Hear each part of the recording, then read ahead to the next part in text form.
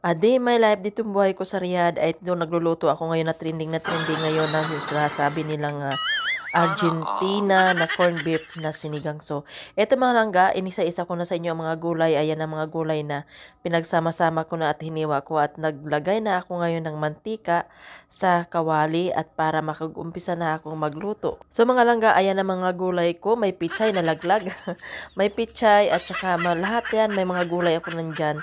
So mga ilang araw ko yan tinago sa rep yung gulay na yan para sabi ko nga, pag nakabili ako ngayon ng Argentina na corned beef doon sa kabilang bakala o grocery, ay makapagluto na so, ako. So mga langga, inumpisahan ko na at nalaglag pa yung aking pinaglagyan ng mga gulay at hinalo-halo ko na rin yung sibuyas, kamatis at bawang. Ayan na yung aking Argentina corned beef. Ayan ka, itatry ko itong mga langga kung ito ba ay masarap. Ito ay trending na trending. So yan mga langga, kinuha ko yung aking tamarin, mamasita tamarin para naman maglagay ko at of course kinuha ko na rin yung aking magic sarap, pinaghanda-handa ko na lahat-lahat para mamaya isang salpukan so, na mga langga, ayan na at tinitingnan ko nga muna yung aking Sana kanin kung all. talagang luto ba ito o hindi. Yan, ganyan mga langga ang aking sinasaing, mga isang baso't kalahati lang yan. Minsan may sobra pa yan.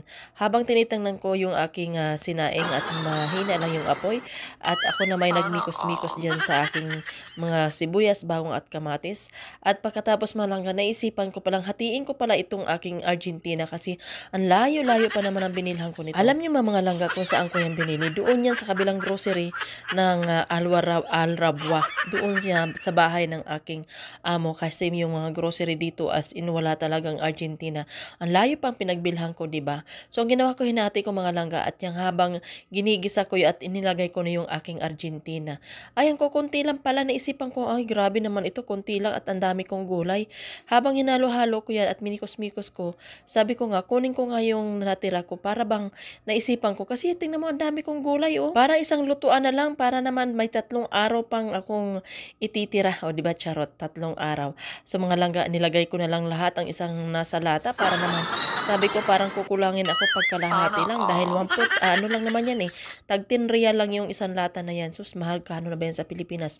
Ang mahal na yan, 150 na isang lata. Imagine niyo mga langga, yung ganyong kaliit na isang lata, 150 na sa Pilipinas, ay samantalang dito 10 real. So, dito tayo, fast forward tayo mga langga, nilagay ko na, ang nilagay ko yan, maanghang yan na powder. Kasi gusto ko laging, niluluto ko ay may maanghang, nilagyan ko ng paminta, ayan, at nilagyan ko rin ng kunting asin lang muna kasi pag naglagay ako ng tamarin, as in, di ba maalat-alat ang tamarin at maasim? So mga langga, mikos-mikos na naman, nilagay ko na naman ngayon ang magic sarap.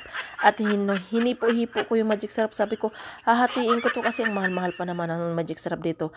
Agoy, nalimutan ko pala yung labanos. Kaya ngayon, dali-dali kong binalatan ang labanos ngayon. Alam yung mga langga, pag ako talaga magsigang, Sana kailangan all. talaga may labanos. Kasi alam ko ba, pag kulang yan, pakiramdam ko, iba hindi to sinigang, parang nilaga lang.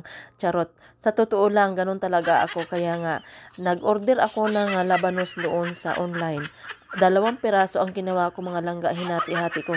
Ngayon, naisipan ko pala, dahil buo pa lang isang lata na Argentina ang nilagay ko, sabi ko ganun, balatan ko ng lahat ang isang buong labanos para naman 3 araw kong kakainin. Yun na nga mga langga, kailangan talaga natin magtipid at yun, pagkatapos yan, hiniwa-hiwa ko na yung labanos na 1 piraso dahil nga, sabi ko nga, kung 3 araw ko itong kakainin kasi isang buong lata naman yun Sana ng Argentina all. at napakaraming halong gulay. Ayan na.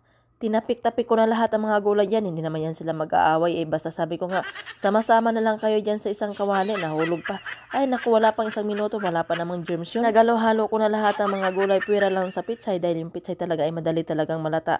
Yung ibang gulay na yan dyan, matagal-tagal yan. At siyempre, Argentina lang naman yung aking lulutuin. At yan ay manipis. At yan, durog-durog na. At yan, giniling na. Ayan, pinaglagay-lagay ko na lahat yan. Lahat ng gulay, pinagsama-sama ko na. Sabi ko nga, okay to sa alright kasi napakarami, isang kawali. Ay grabe, ilang araw ko na-imagine ko mga langga. Sabi ko nga, hindi lang pala 3 araw itong kakainin ko habang niluto, nimikos-mikos ko yan. Sabi ko, ang dami pala talaga, sobra talaga, ang dami talagang gulay. Kaya nga sabi ko, ay tamang-tama ito talaga, tipid, sobrang tipid ito. So pagkatapos kong namikos-mikos yan, ayan mikos-mikosin ko talaga ng gusto at syempre tinaktak ko talagang sandok sa kawali kasi iniisip ko nga sayang naman at hindi pa dumikit pa. Naku, kamahal pa naman ng Argentina. Ayun, at nilagyan ko na pala ito ng kunting tubig kasi nga sabi ko nga mainit na tubig ang nilagay ko dyan, oh. Ayan mga langga, ang ginagawa ko, nagpapakulo ako kasi ako ng tubig sa termos. Saka ako naglagay at yan ang aking ilalagay mamaya na sinigang na tamarin. So ngayon nilagay ko na yung pichay. So yung mga langga, pagkalagay ng pichay, sabi ko grabe na aamoy ko. Kaya pala ito trending na trending at viral itong sinigang na convert dahil nga pala napasaamoy pa lang ang sarap na. At saka ko ngayon nilagay yung tamarin powder. Ay, saka ko tinikman, sabi ko gano'n. Ay, grabe. Ang sarap. Sabi, sabay ngiti. So, ngayon, kinakalkal yung aking kanin at hinahanap ko talaga yung tutong kasi alam nyo, bawat kain ko, gustong gusto ko talagang may tutong yung aking kanin. At ipagmamayabang ko sa inyo mga langga yung aking kanin ay wag-wag. Ay, ang sarap. Tingnan nyo naman. Oh, eto na finally. Ito na yung aking ulam na sinigang na Argentina. Itong video na to, ginagawa ko ito dahil nung kumakain si Buntis, si Janila in Japan, ay talagang napaka-idol ko talaga yung babae na yan. Sobra. Ay talagang doon ko sabi ko, tika nga muna. Gagayahin ko nga pala yung ginagawa ni Idol Janila in Japan para naman, sabi ko matikman ko nga yung sinasabi niya kasi bawat kain niya talaga doon sa video na yun, ay napapalunok ako, napakaraming laway talaga, sobra laway pa mo. Video na to, makita ito ni Janila in Japan. Idol, miss na miss kita, sana naman at iha-hashtag kita mamaya pag ito na-upload ko.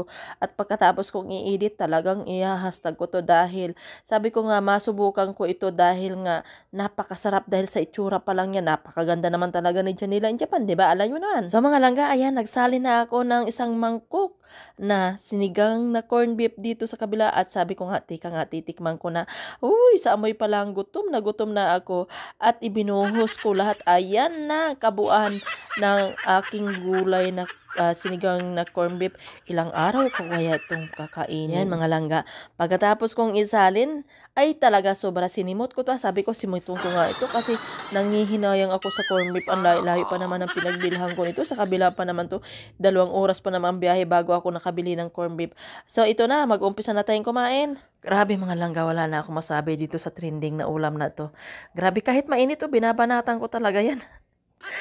Ini-speed ko lang talaga ito dahil itong video na ito ay napakahaba. Sa lahat po ng mga nanonood, ito ay napakasimple lang talaga itong ulam na ito. Ayan mga langga, mga nanay, mga kuya, mga ate, kung gusto nyo magtipid ng inyong inuulam, ito sa halagang 100 pesos, alam ko 100 pesos ay kaya nyo na itong bilhin at kaya nyo nang tipirin dahil nga itong corn beef na Argentina ay napakasarap talaga. Siyempre, kumpletuhin lang natin yung mga gulay, yung native na gulay na pwedeng ihalo dyan sa ating pagsisigang ay kailangan kumpletuhin natin. Ito nga, kulang-kulang nga yung mga nilalagay ko dyan eh. Ayan, gayahin yung mga pagluto ko nito mga langga. Ito ay 250 ml lang itong lata ng Argentina. So, lagyan nyo lang yan ng talbos, ng kamuti, or mga kangkong, or labanos.